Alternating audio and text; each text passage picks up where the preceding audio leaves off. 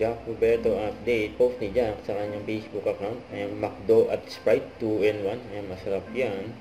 Sa dalawa na yung natapos ni Jack na Boss Ironman Motorcycle Challenge, Mindanao at Luzon. Congrats kay Jack. Ito yung interview kay Jack. Hindi mo alam yung mga nasa daan dahil public road to, may mga tumatawid na aso, pusa.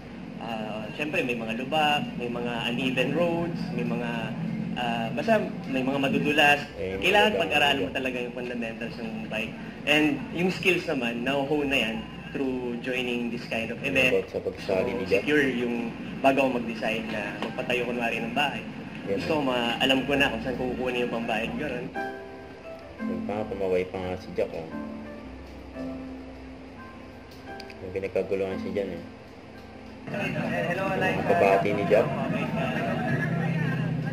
Hello, Team Wilter. Jack Roberto here. Tingnan niyo naman ang aming bagong outfit for today's BIMC Luzon Leg. Walang iba kundi joke fit. Napakaganda ng design, napakaganda ng quality. Kahit labag mo magdabag yan, di masira. Ayos. Thank you, joke fit.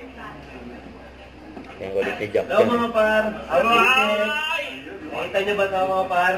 Tara, simbang gabi na mga par. Joke print yan mga par.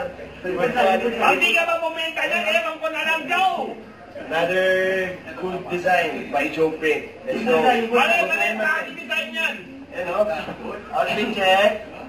Check. Simbahan ang igising. Huwag kalimutan mag-subscribe, click ang notification bell para lang update po ang for reaction vlog. Bye guys, thank you for watching.